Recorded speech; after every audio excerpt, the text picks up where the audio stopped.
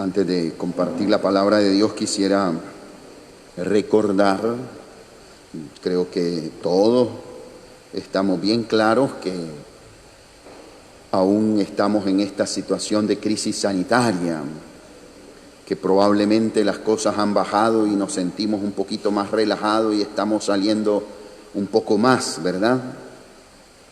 Pero dice que hombre prevenido vale por dos. Por eso yo quisiera invitarlo y también a los hermanos que nos están siguiendo a través de esta transmisión. Muchos de ellos incluso llevan ya meses cuidando su salud y sus vidas, no, como se dice popularmente, no bajar la guardia. ¿Qué significa eso? Recordemos las indicaciones básicas para afrontar esta pandemia, además de la fe, de la esperanza, del amor en el Señor, también el lavado de nuestras manos, la distancia física que tenemos que tener, sobre todo con personas pues que no comparten con nosotros la casa, ¿verdad? Dos esposos no van a guardar distancia, pero si ya estamos con otras personas que nos frecuentamos, la distancia ahí es importante. El uso de esta mascarilla, fíjense bien qué interesante. Los expertos dicen que esta mascarilla no es que me proteja que el virus no entre, sino como no sé si yo lo ando, yo evito por caridad pasarlo al otro, hasta donde sea posible. Por lo tanto, esta mascarilla, que repito, para mí es un poco incómodo, pero pues para dar el ejemplo y también por precaución. Yo aquí estoy a más de 2 metros de distancia de todo el mundo, no debería de usar mascarilla, pero si no la uso, empiezan los comentarios, y el padre está irresponsable, que se ponga la mascarilla, ¿verdad? Pero además, pues, por prudencia.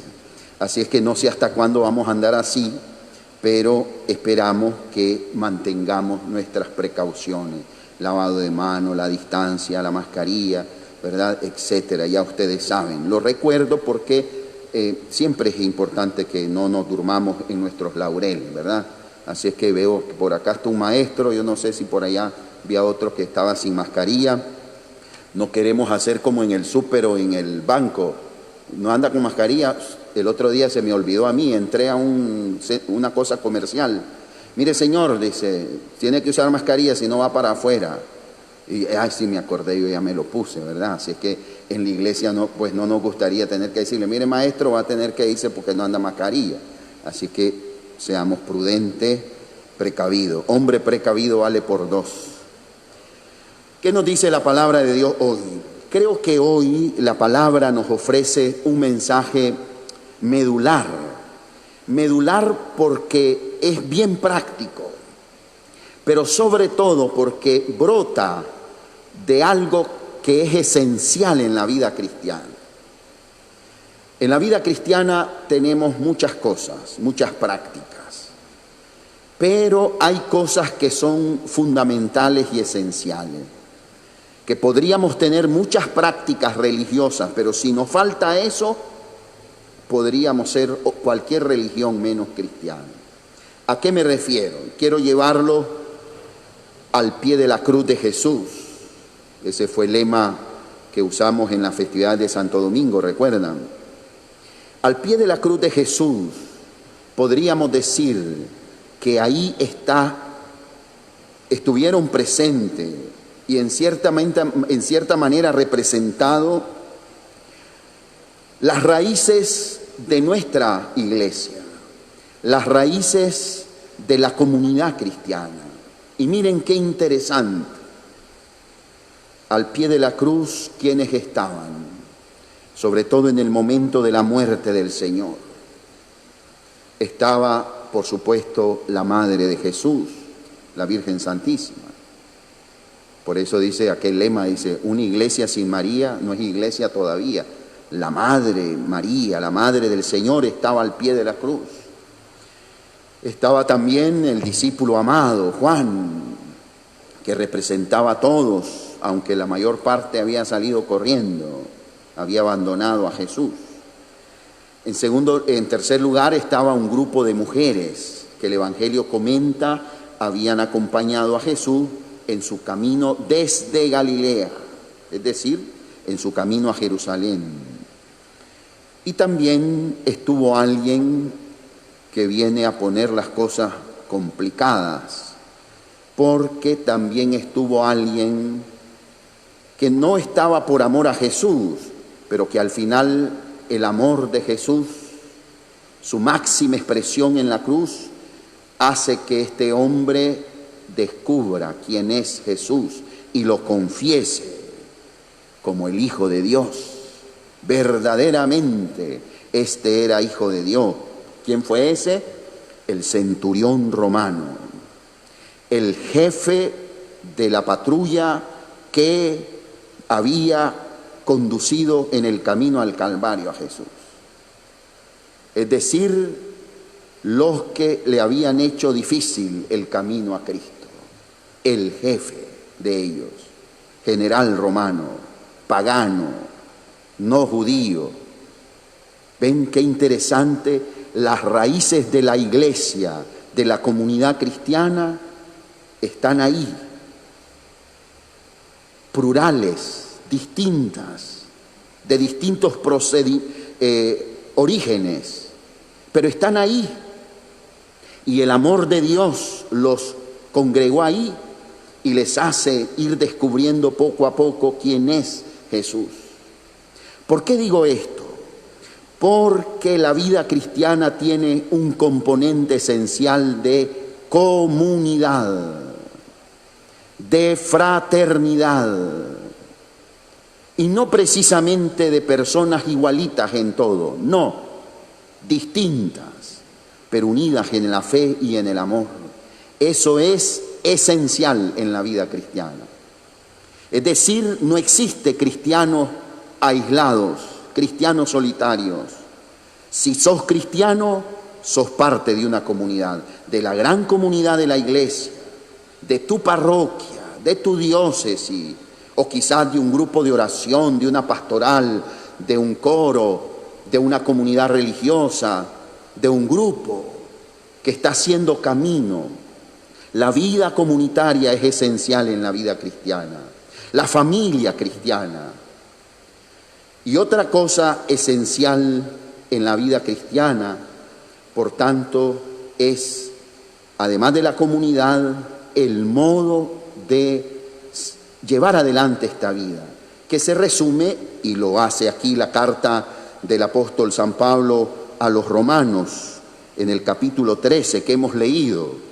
Dice: así pues, cumplir perfectamente la ley. San Pablo ha recordado los mandamientos, sobre todo aquellos mandamientos que tienen que ver con el otro, con el prójimo. Cumplir perfectamente la ley consiste en amar, en amar. No amar al que me ama, eso lo hace todo mundo, dice Jesús, ¿verdad? Sino amar incluso a aquel que es distinto que yo. Entonces, vida cristiana, vida en comunidad, movida por el amor. Pero somos seres humanos y somos distintos. Y como los cristianos no dejamos de ser seres humanos, ser cristiano no es ser ángel, entonces entre nosotros suele suceder con frecuencia problemas y dificultades. Los primeros cristianos, igual que nosotros, tuvieron problemas en sus relaciones personales. En la carta a los Corintios, el apóstol San Pablo escribe sobre la Eucaristía, primer texto bíblico del Nuevo Testamento sobre la Eucaristía, primer testimonio bíblico escrito sobre la Eucaristía. ¿Saben por qué escribe San Pablo sobre la última cena? Porque los cristianos de la comunidad de Corinto habían convertido la Eucaristía en una pasarela de modas, en una división de clases, porque habían cristianos que tenían buena posición y en el ágape pues llevaban sus viandas y sus comidas, ¿verdad? Entonces había esa división y ese conflicto, y San Pablo corrige fuertemente. Eso no es ya la cena del Señor. No pueden reunirse para fachentear de sus recursos y quedar viendo a los más pobres mal. No, eso no es la cena del Señor, dice San Pablo. Y recuerda la última cena, capítulo 12, 13 de la carta a los Corintios. Quiere decir que los cristianos también tenían sus fisuras y sus desniveles, ¿verdad?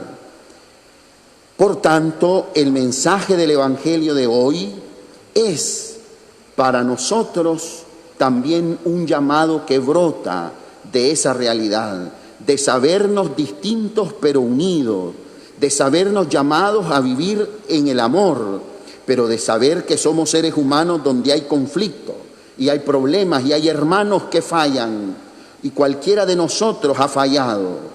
¿Qué vamos a hacer con los hermanos que fallan, con los que son problemáticos?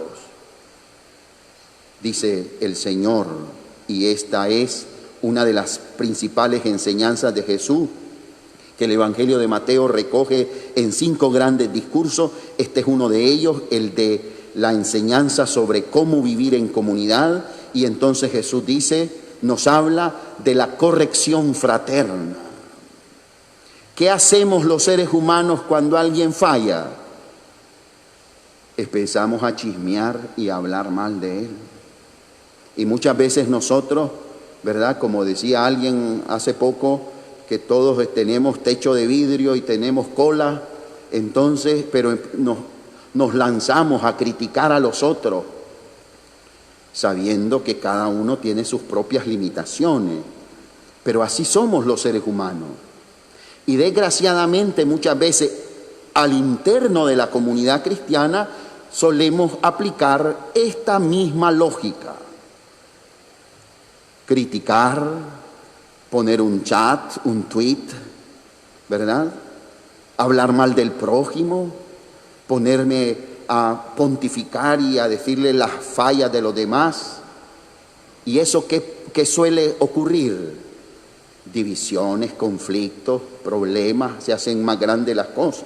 Y más de alguno que se cree muy perfecto, dice, yo digo lo que pienso. Yo le digo en la cara a cualquiera las cosas, sí, y el que dice lo que quiere, oye lo que no quiere. Por eso es que los seres humanos estamos en constante conflicto. Y esos conflictos, de esa lógica del mundo, muchas veces la traemos también al interno de la iglesia. Y ahí tenemos los problemones que tenemos en la familia, en la comunidad, en la sociedad. Por eso el mensaje de Jesús es importante, porque brota de esos elementos esenciales, la vida comunitaria y la vida motivada por el amor. Por eso un cristiano tiene otra lógica. Si de verdad te interesa tu prójimo, tu hermano, si de verdad te preocupa que el otro haya fallado, y ahí nos da los pasos y los niveles de corrección. Llámalo aparte, a solas. Si te hace caso, has salvado a tu hermano, como decía la primera lectura del profeta Ezequiel también, ¿verdad? Si no te hace caso, llama a 2 o 3 para que sean testigos del llamado, porque te preocupa tu hermano. No es que te interese que sepan, ¿verdad?, las fallas de tu hermano todo el mundo, no, te interesa ayudarle. Y si no le hace caso a ustedes, ahora sí, díselo a la comunidad. Y si ni a la comunidad le hace caso, entonces el que por su gusto muere, que lo entierren parado. Es que no quiere ser de la comunidad, es que no quiere ser cristiano. Entonces él solito se sale de la comunidad. No es que nosotros seamos los perfectos y sale fuera todos los malos. No. Es que el que quiera perseverar en el mal, pues ya lo consideramos fuera de paila. Pero la lógica ha sido querer ayudarle, llamándole a solas, entre 2, en la comunidad. Y fíjense bien qué interesante. Bueno, hay unos que no quieren, pues, ¿y qué vamos a hacer? ¿Hay que se lo lleve el diablo? No. Si te interesa la salvación de tu hermano, Reza por tu hermano, porque donde dos o más se reúnen en mi nombre, ahí estoy yo. Y si se ponen de acuerdo para pedir algo, sea lo que fuere, a mi Padre Celestial se los concederá. Es decir, lo que humanamente no hemos podido hacer, de corregir y de ayudarle al otro, Dios sí lo puede. Por eso la oración, por eso la oración. Entonces, hermanos, creo que esta lógica del Evangelio es algo que nosotros tenemos que tener presente para no hacer más grandes los problemas, sino para buscar la solución, no solo de los problemas, sino el bien del hermano y del prójimo. Lo contrario no es evangélico, no es cristiano. Esto, por supuesto, se vuelve más complejo mientras más grande es la comunidad. En la familia probablemente las cosas pueden manejarse bien, porque además somos de la misma sangre, vivimos juntos. Ahí deberíamos de practicar con mayor eficacia esto. En la comunidad parroquial, en la comunidad grande donde pertenecemos, las cosas se van haciendo complejas, pero probablemente las podemos manejar. El clavo es cuando ya vemos a una sociedad. Por eso es que en las sociedades deberían de existir mecanismos para solucionar los problemas. Y por eso, como cristianos, nos preocupa que en una sociedad el tema de la justicia, el tema del orden, el tema de las relaciones de los grupos y de los sectores sociales, económicos, políticos, no se canalizan adecuadamente. Por eso los cristianos rezamos y estamos en el mes de oración por Nicaragua. Por eso los cristianos reflexionamos y tenemos que estar claros cuánto conviene a una sociedad y a un país como Nicaragua ponernos de acuerdo, encontrar lo positivo del diálogo y del entendimiento, la búsqueda de que los mecanismos estructurales de una sociedad puedan ser correctos. Por eso nos preocupa, ¿ven?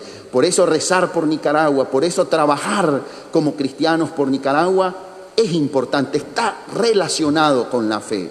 Pero claro, ¿cómo lo voy a hacer como cristiano?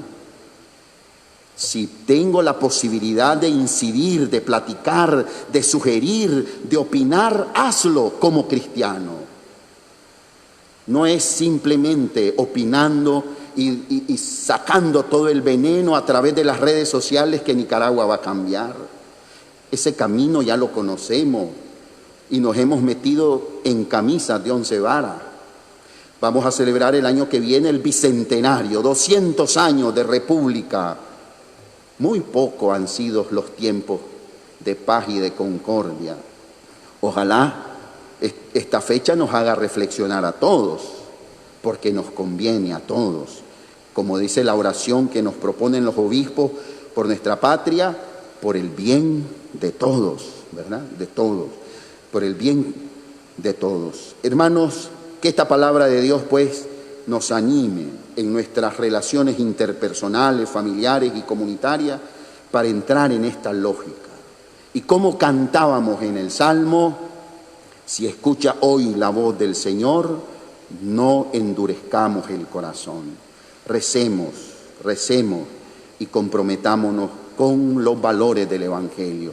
Ahí está la clave de superar muchas cosas. Que el Señor y la Virgen nos ayude a todos.